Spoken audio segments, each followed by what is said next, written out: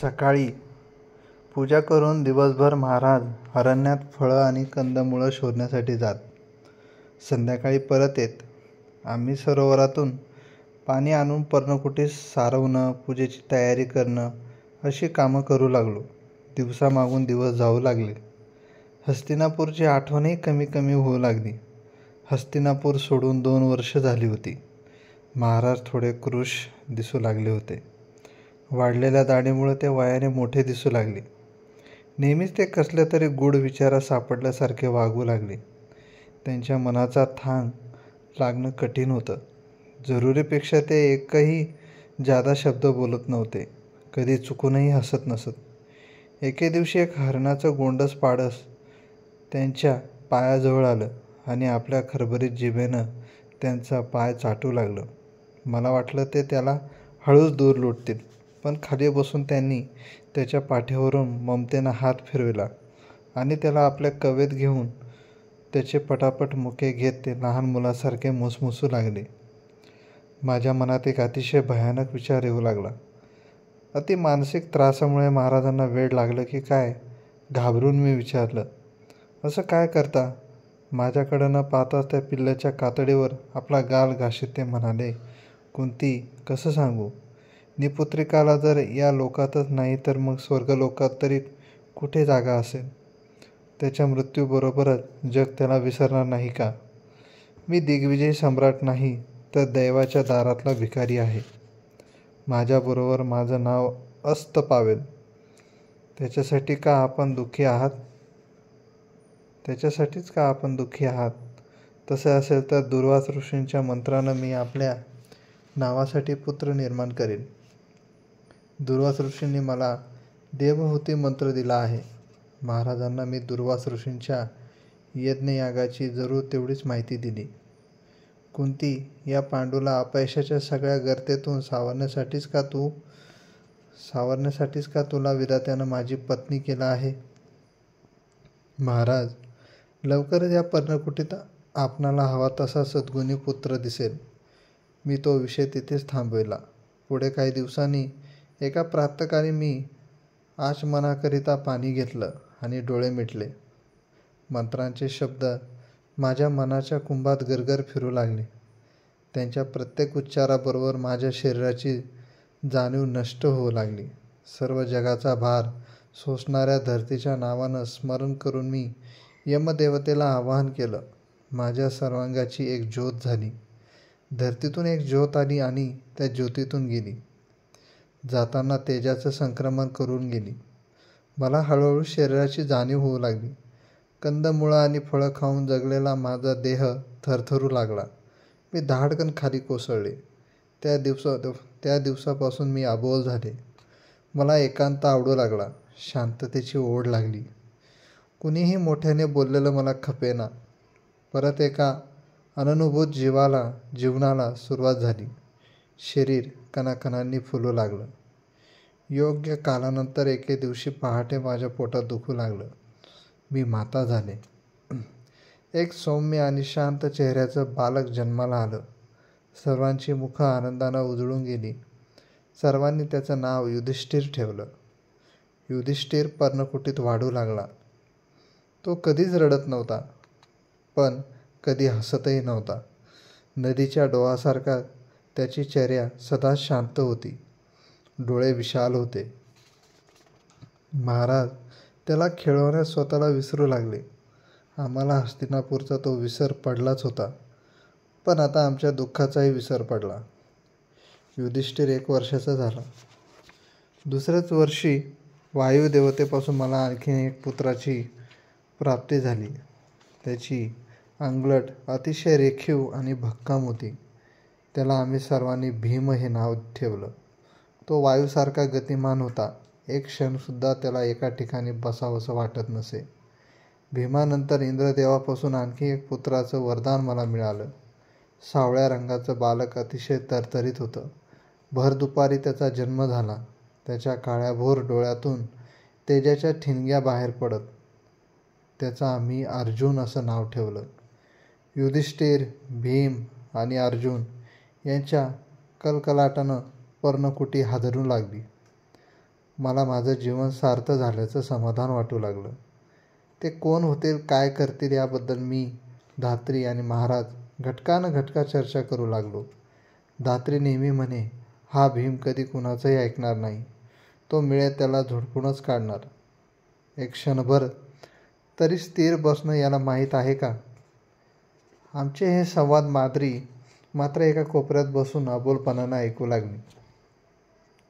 ती कुणाशी काही बोलेना. तिचं असं वेगळं जग तयार होऊ लागलं. ती का दुःखी होती ते मला समजलं. स्त्रीचं दुःख जाणायला स्त्रीला वेळ लागत नाही. तिला अपत्याची ओढ लागली होती. सरोवराच्या काठी तिला मी एकदा विचारलं, माद्री, तू पुत्रासाठी का दुःखी आहेस? उत्तर देण्याऐवजी मला मिठी मारून ती स्फुंदू लागली. तिची पाठ थोपटीत मी म्हणाले, माद्री, तू कुरुकुलाची सून आहेस. अशी रडू नकोस. तुलासुद्धा मुलं होतील. सरोवरातील ओंजळभर पाणी घेतलं आणि डोळे मिटून मी दुर्वासांचं स्मरण केलं. माद्रीला समोर बसून मी तिच्या हातावर ते पाणी सोडलं. धडाधड मंत्र म्हणू लागले. भात्यातून बाण बाहेर पडावेत तसं माझं शरीर रिक्त होत असे असं मला वाटू लागलं. शेवटी सर्व मंत्र म्हणून झाले. मी डोळे उघडले. माद्रीला विचारलं, आता तुला मंत्रांचे शब्द आठवतात का? तिनं हो म्हणून मान डोलावली. मंत्रांचे शब्द आठवण्याचा प्रयत्नही मी करू लागले.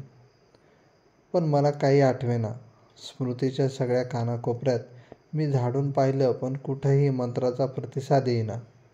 आज कुंतीनं स्वतःची शेवटची शक्ती दुसऱ्याला अर्पण केली होती. आता ती एक साधी स्त्री होती. एकश्चित्त स्त्री. मुलं आणि पती ही तिची संपत्ती होती. कस्तुरी काढून घेतलेल्या मृगीसारखी मी सरोवरावरून पर्णकुटीत आले.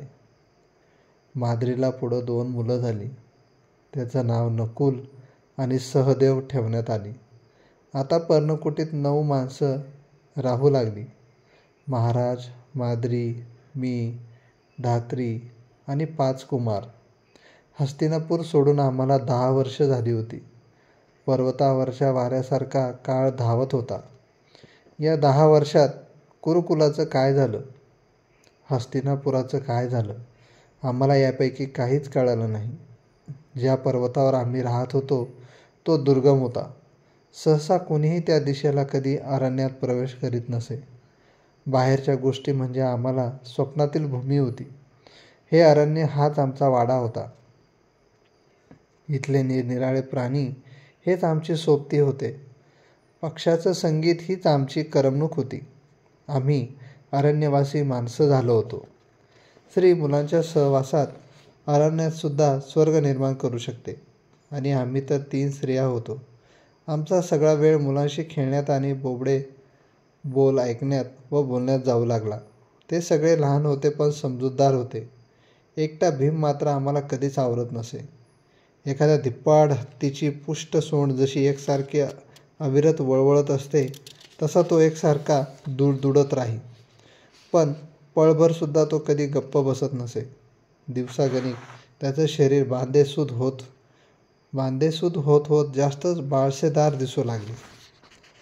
ते 5ही कुमार वनगाईचं दूध पीत आणि फळं खात मोठे होत होते. रानाचा वारा खुळखुळा होऊन शीळ घालीत त्यांना खेळू लागला. त्यांच्या कलाकलाटानं पर्णकुटी हादरू लागली. धात्रीच्या वठलेल्या म्हाताऱ्या स्त्री हृदयालासुद्धा प्रेमाची पालवी फुटली. ती सर्वांना घेऊन खेळू लागली. वर निळं आकाश आणि खाली हिरवीगार धरती अशा वातावरणात ते 5 जीव सागाच्या रोपासारखे मोठे होऊ लागले. मी परत स्वतःच्या भाग्याचा हेवा करू लागले. सौंदर्य, संपत्ती, कीर्ती यापेक्षा स्त्रीला मुलांची ओढ अधिक असते.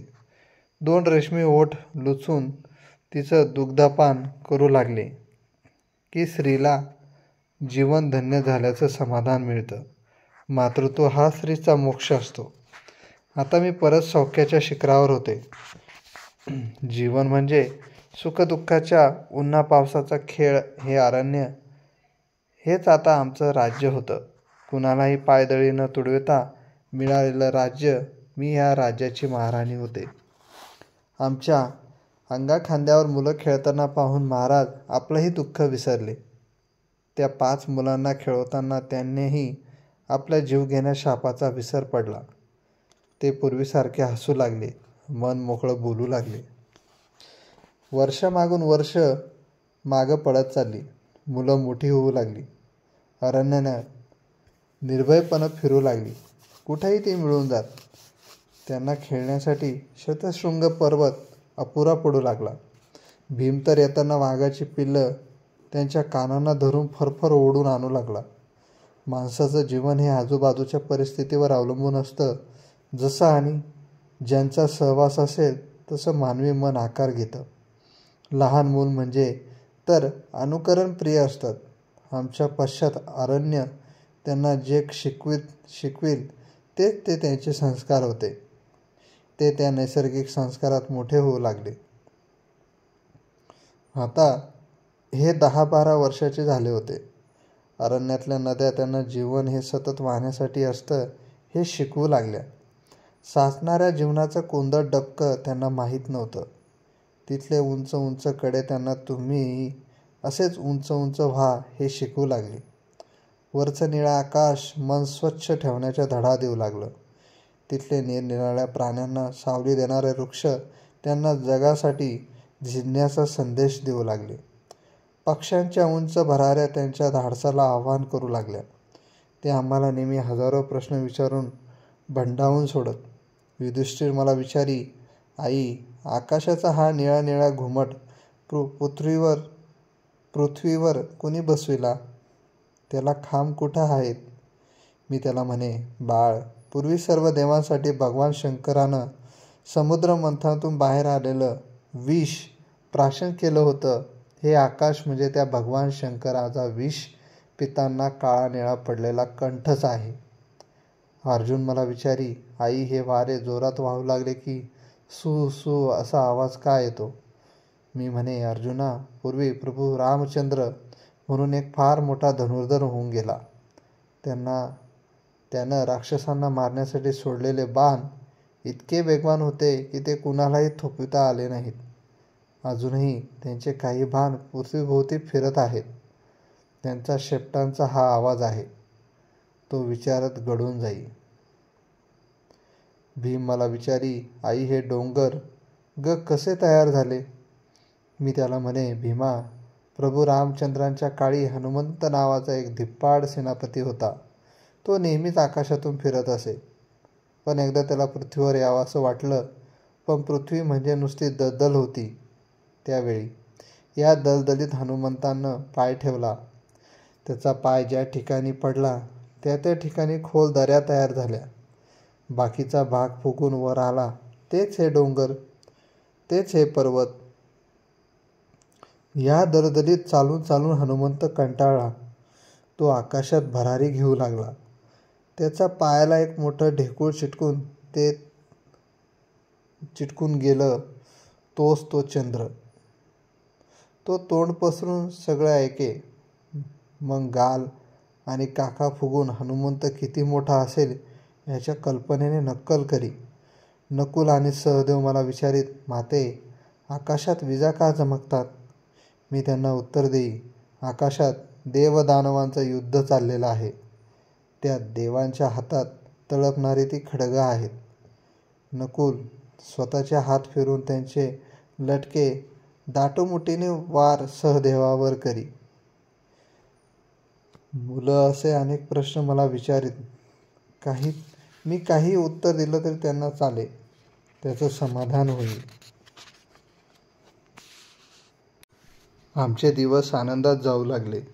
तो शतशृंग पर्वत सोडावा असं आम्हाला वाटेना. जिथं मनुष्य वस्ती करतो त्या ठिकाणाशी त्याची श्रद्धा निगडीत होते. त्या जागेबद्दल त्याला एक आगळीच जवळीक वाटू लागते. शतशृंग पर्वत आमचा आता कायमचं निवासस्थान होतं. कुणी सांगावं, कदाचित याच पर्वताच्या घोंघावणाऱ्या वाऱ्यात माझा शेवटचा श्वास मिसळला असता. मला त्याबद्दल कधीही खेद वाटत नव्हता. कारण या पर्वतानंच आम्हाला पोसलं होतं. जवळजवळ 1.5 तप आपल्या कुशीत निवारा दिला होता. पण या काळपुरुषासारखा लहरी रंगारी या जगात दुसरा कोणीच नसेल.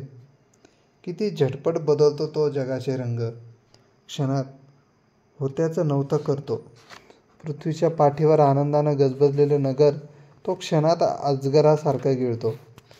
मानवानं हजारो वर्ष खपून तयार केलेली संस्कृती, हा काळपुरुष लहान मुलानं समुद्राच्या काठी बांधलेला वाळूचा किल्ला लहर लागता स्वतःच उधळून लावावा तसा क्षणात उधळून टाकतो. हे जग म्हणजे एक अराजकच नाही का? इथं सुसंगती आणि सुसूत्रता असते कुठं? कोण या सगळ्या घटकांचे फासे टाकतं? कोण हलवितं ही सगळी खेळणी? माणसाचं जीवन तर या अफाट विश्वातील किती क्षुद्र वस्तू विश्वाच्या निसर्गात उलथापालथ करणाऱ्या काळाला माणसाचं जीवन म्हणजे एक बुडबुडाचं वाटत असणार. केव्हाही फोडता येण्यासारखा एक क्षुद्र बुडबुडा. या बुडबुड्याच्या निर्मितीनं जगात काही भर पडलेली नसते आणि फुटण्यानं काही कमतरता पडणार नसते. विश्व हे कायम आहे तसंच असतं. पण या बुडबुड्याच्या फुटण्यानं मानवी जीवनात मात्र काही काही वेळा जलतरंग निर्माण होतात. कधीकधी ते भयानक असतात. मनाच्या जीवनावरील विश्वास उडवितात, श्रद्धा जाळून टाकतात. जगात देव नावाची शक्ती शिल्लक आहे की नाही असा प्रश्न निर्माण करतात. मन भांबावून जातं. चोहोबाजूंनी आग लागलेल्या वणव्यात सापडलेल्या पाखरासारखं असहायपणं तडफडू लागतं. माझी एका घटनेनं अशीच अवस्था झाली. एके दिवशी माद्री पाणी आणण्यासाठी सरोवरावर गेली होती. थोड्या वेळानंतर महाराज नेहमीप्रमाणे अरण्यात गेले. अर्ध्या घटकेतच माद्री परत आली, पण तिचं काळीज फोडणाऱ्या टाहूनं आणि हृदयविदारक मर्मभेदी हंबरड्यानं मी घाबरून पर्णकुटी बाहेर आले. तिच्या हातात पाण्याचा घडा नव्हता. आपली छाती पिटीत आणि झिंज्या उपटीत ती कशातरीच वेड्यासारखी ताई ताई असा हंबरडा फोडत वाऱ्याच्या वेगानं धावत येत होती. अंगावरच्या वस्त्राचंही तिला भान नव्हतं. तिच्या पुढं त्यावेळी कुणी जरी आडवं आलं असतं तरी ती त्याच्यावर धाडकन आदळून खाली कोसळली असती. मला काही कळेना. भीतीची एक सणसणीत शिरशिरी माझ्या सर्वांगातून चमकून गेली. काय झालं होतं माद्रीला? पाण्यासाठी तिने नेलेला घडा काय झाला? 5 कुमार सुरक्षित आहे की? माझ्याजवळ येताच ती माझ्या अंगावर कोसळली. ती नुसता ताई ताई असा हंबरडा फोडत होती. हनुवटी वर करून मी तिला विचारलं, माद्री, रडतेस का? घडा काय झाला? घडा फुटला म्हणत तिने मला घट्ट मिठी मारली. तिचा शोकावेग थोडा आवरलेला दिसताच मी तिला विचारलं, माद्री, तू वीरकन्या आहेस, अशी लहान मुलासारखी रडतेस काय? काय झालं ते नीट सांग. ताई ग, महाराज, म्हणत तिनं मला छातीशी घट्ट धरलं. कितीतरी आर्तता होती तिच्या मिठीत. तिचं हृदय भीतीनं थडाथड उडत होतं. काय झालं महाराजांना? बोल माद्री, महाराज कुठे आहेत? मी जोरानं किंचाळले. सरोवराच्या काठी. ते शब्द ऐकताच कानात वारं भरलेल्या वासरासारखी मी स्थिती झाली. कानात वारं भरलेल्या वासरासारखी माझी स्थिती झाली. माद्रीला दूर लोटून मी सरोवराकडे धावू लागले. माद्री माझ्या मागून धावू लागली. सरोवराच्या काठी येताच मी जे पाहिलं ते माझ्या जगातील सत्यावरचा विश्वास उडविणारं होतं. माझा प्राणप्रिय साथी लाकडाच्या ओंडक्यासारखा निश्चित पडला होता. कुरुकुलाचं रक्त अंगात फिरणारी, साक्षात सूर्यदेवालाही लाजवेल अशी त्यांची चर्या वणव्यात जळालेल्या लाकडासारखी काळी ठिक्कर पडली होती. ते मूर्छित असतील म्हणून त्यांना हलवण्यासाठी मी त्यांच्या अंगाला हात लावला. माझ्या अंगावर काटाच उभा राहिला. त्यांचं शरीर थंडगार होतं. झटकन उठून मी माद्रीला विचारलं, माद्री, हे असं कसं झालं? तोंड फिरून ती घोगऱ्या आवाजात बोलू लागली, ताई, माझा काही दोष नाही. मी घड्यात पाणी भरून सरोवरातून बाहेर पडले. महाराज सरोवराच्या काठी उभे होते. वाऱ्यानं माझा पदर उडत होता, पण डोक्यावरच्या घड्यामुळं मला तो नीट आवरता येईना. मी सरोवराबाहेर आले. महाराज हसत उभे होते. त्यांनी एकदम हाताशील परशू खाली टाकला. त्यांच्या डोळ्यात नेहमीचे भाव नव्हते. मी जवळ येता झटकन त्यांनी मला कवेत घेतलं. माझ्या डोकीवरचा घडा धाडकन खाली पडला. त्यांचे कामी डोळे ज्वर फेकीत होते. मला कवटाळीत त्यांनी माझ्यावर माद्री माद्री म्हणत चुंबनांचा वर्षाव केला. मी त्यांच्या मिठीतून सुटण्यासाठी हातपाय आपटत धडपडू लागले. पण ते अशक्य होतं. एखाद्या उपाशी माणसानं अन्नावर तुटून पडावं तसं ते माझ्यावर तुटून पडले होते. मी त्यांच्या भक्कम मिठीत घुसमटून गेले. ते क्षणात भानावर आले. विषारी नागिनीला ढकलावं तसं त्यांनी मला दूर लोटलं. पण क्षणात त्यांची चर्या बदलू लागली. ते डोळे परतू लागले. उभ्या उभ्यानं ते धाडकन खाली कोसळले. जीवाच्या आकांतानं कसे तरी हातपाय झाडू लागले. माद्री माद्री म्हणत तळमळू लागले. मी भीतीनं गारठून गेले आणि तुझ्याकडं धाव घेतली. मी माद्रीच्या खाडकन मुस्काटात मारली. ती जास्तच मोठ्यानं हंबरडा फोडू लागली. माझ्या कानात किंदम ऋषीच्या शापाचे शब्द घुमू लागले. राजा, तू एका प्रियकराला प्रेयसीपासून दूर खेचला आहेस. जेव्हा भविष्यात तू आपल्या स्त्रीला असाच कवेत घेशील तेव्हा माझ्यासारखाच तडफडून तडफडून मरशील. माझा जीवनसाथी मला सोडून अनंताच्या प्रवासाला निघून गेला होता. केवळ एकाच मोहाच्या क्षणानं त्याला जीवनाच्या हिरवळीतून मृत्यूच्या स्मशानात नेलं होतं. केवळ एका क्षणानं कुंतीच्या अंगात सहनशक्तीचे कसले अणुरेणू आहेत हे पाहण्यासाठी तिला विधवा केलं होतं. दिग्विजयी संयम सम्राट आज भावनांच्या राज्यातला लाचार भिकारी ठरला. कित्येक वर्ष मनाच्या संयमानं वागणारा योगी केवळ एका क्षणात दुबळ्या मनाचा भोगी ठरला. कामवासना म्हणजे माणसाचा पाय केव्हाही घसरेल अशी बर्फाची फसवी दरी. कामभावना म्हणजे केव्हाही अंगावर पडून जीवन जाळणारी वीज. आपल्यासह इतरांना पोळून काढणारा वणवा. माझ्या संयमाचे बांध फुटू लागले. मी उभ्यानं धाडकन महाराजांच्या प्रेतावर महाराज असा हंबरडा फोडीत कोसळले. त्यांच्या छातीवर मस्तक आपटू लागले. माझ्या मस्तकावरचा कुंकुम तिलक पुसटून गेला. धात्री दहनाची तयारी करू लागली. तिने चिता रचली. एका दिग्विजयी राजाची अंतिम चिता निर्जन अरण्यात सरोवराकाठी रचली गेली. दैव मला काय काय दाखविणार होतं. मध्यम वयातच मी विधवा म्हणून जगणार होते. पतीशिवाय स्त्रीचं जीवन म्हणजे ज्योतीशिवाय वात. मी आज कोण उरले होते. एका मान्यवर यादव राजाची मानी मुलगी, कौरवांची वैभवशाली महाराणी, त्या अरण्यातील वनराणी, उद्या आपल्या पराक्रमानं जग दिपविणाऱ्या पुत्रांची भाग्यशाली माता. छे छे, मी यापैकी काहीच नव्हते. आपल्या पतीच्या निधनानं प्राण निघून गेलेली मी एक निष्प्राण कुडी होते. एक दुर्दैवी विधवा होते. विधवा, किती भयानक आहे हा शब्द.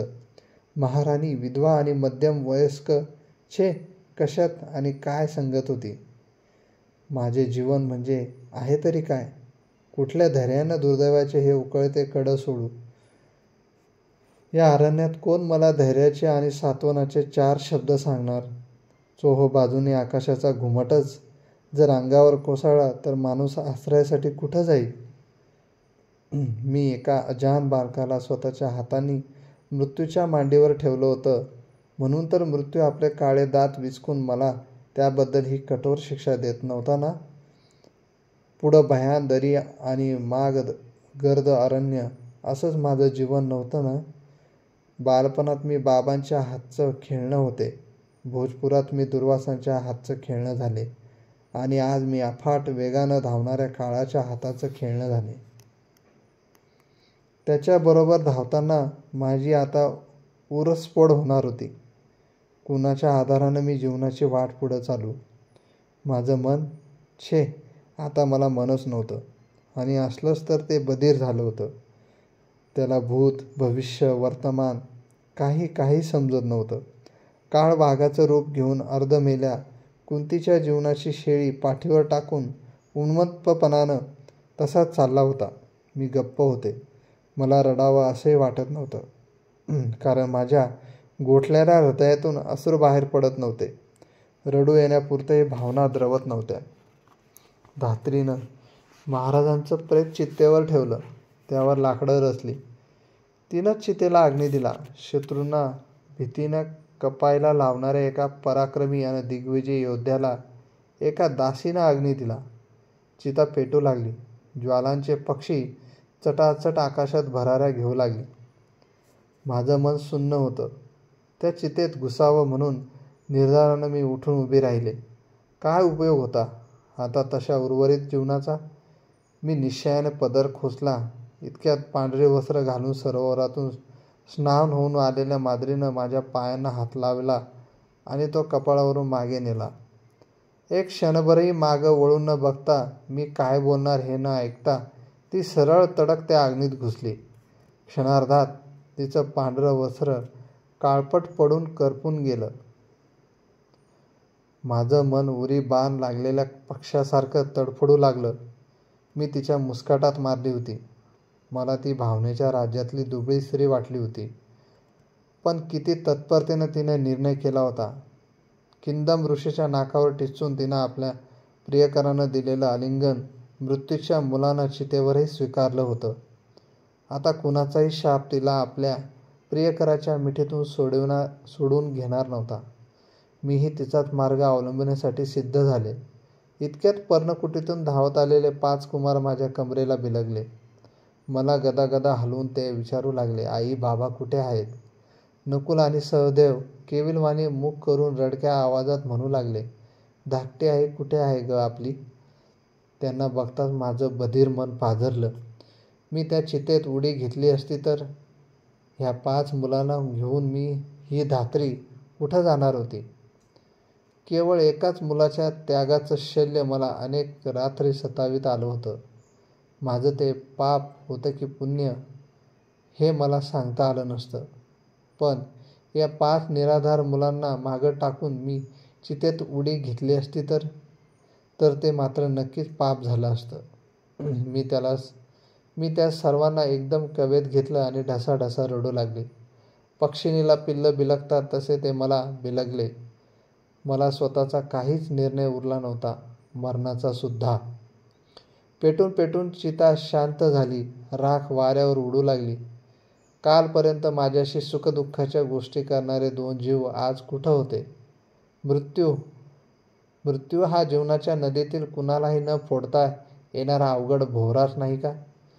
विश्वकर्त्याच्या अविरत धावणाऱ्या रथातील तो सर्वात नाठाळ घोडाच नव्हे का? आजपर्यंत त्याने किती जीवन आपल्या टापाखाली रगडली असतील. आज त्याची दृष्टी माझ्या पर्णकुटीकडे वळली होती. किंदम ऋषीच्या शापाच्या रूपानं आणि माद्रीच्या निश्चयाच्या रूपानं त्यानं आज मला खिळखिळ करून टाकलं नव्हतं का? जगातल्या आजवरच्या मृतांनी अजूनही न भरलेल्या आपल्या काळ्या भांडारात मृत्यूनं आणखी 2 जीवांची भर घातली होती आणि माझं कपाळ मात्र रिकामं केलं होतं. मी चितेजवळ गेले आणि त्या राखेनं माझं फटफटीत कपाळ भरून घेतलं. त्या राखेत एका दुर्दैवी महाराणीचे दग्ध दुःखाश्रू होते, तर एका प्रेयसीच्या मृत्यूवरही विजय मिळवलेले आनंदाश्रू होते आणि एका विजयी राजाचे पराजयी रक्तबिंदू होते. आणखी माद्रीबरोबरच दग्ध झालेला दुर्वास ऋषींचा देवहूती मंत्राचे करपलेले अमृत शब्द होते. मी पर्णकुटीत परत आले, पण ती पर्णकुटी आता मला खायला उठली होती. महाराजांची तशीच माद्रीची चर्या पर्णकुटीतील गवताच्या पात्यावर मला दिसू लागली. एक क्षणभरही तिथं थांबले असते तर मला वेडच लागलं असतं. मी सहनशील असले, क्षत्रिय कन्या असले, वीरमाता असले, तरीही मी एक स्त्री होते आणि कुठल्या स्त्रीनं दुःखाचे तसले कडं त्या भयान निर्जन अरण्यात राहून पचविले असते? आता माझ्यापुढे एकच मार्ग होता आणि तो म्हणजे परत हस्तिनापुराला परतण्याचा. माझ्यासाठी नव्हे, पण मुलांसाठी मला माझं मन मारून परत हस्तिनापुराला जाणं भाग होतं. आता मी असहाय्य माता होते. माता स्वतःचा मान जाणीत नाही, केवळ माय आणि वात्सल्य जाणते. 1000 मुलांना आणि धात्रीला घेऊन मी अरण्यात राहू शकले असते का? ज्या शापासाठी मी हस्तिनापूर सोडलं होतं त्याच शापामुळे मला परत हस्तिनापुराची वाट धरावी लागत होती. येताना महाराज, मी, माद्री आणि धात्री होते. परत जाताना मात्र महाराज आणि माद्रीच्या रूपाने ही 5 मुलं होती. जीवाच्या मायेनं जपलं तरच मुलं भविष्यात काहीतरी करणार होती. नाहीतर वास्तव्याच्या अग्नीत आमच्या जीवनाचे अंकुर आजपर्यंत जळून गेले. तसे त्या 5 मुलांचेही गेले असते. आता मला रडून भागणार नव्हतं. रडल्यानं भवितव्य बदलत नसतं. परिस्थितीच्या आव्हानाला तोंड देणं हेच आता योग्य होणार होतं. स्त्रीला अबला म्हणणारा समाज आणि निसर्ग या दोहोंना मला दाखवून द्यायचं होतं की प्रतिकूल परिस्थितीच्या चिखलातही मी 5 कमल नीट उमलू फुलवू शकले. आम्ही शतशृंग पर्वत सोडून हस्तिनापुराकडे निघालो. अनेक वर्षांनंतर या दीर्घ काळात कदाचित हस्तिनापुराचं सगळंच बदलून गेलं असेल. महाराणी कुंतीबद्दलच्या नगरजनांच्या भावना बोथट झाल्या असतील. कदाचित तिला ते विसरूनही गेले असतील.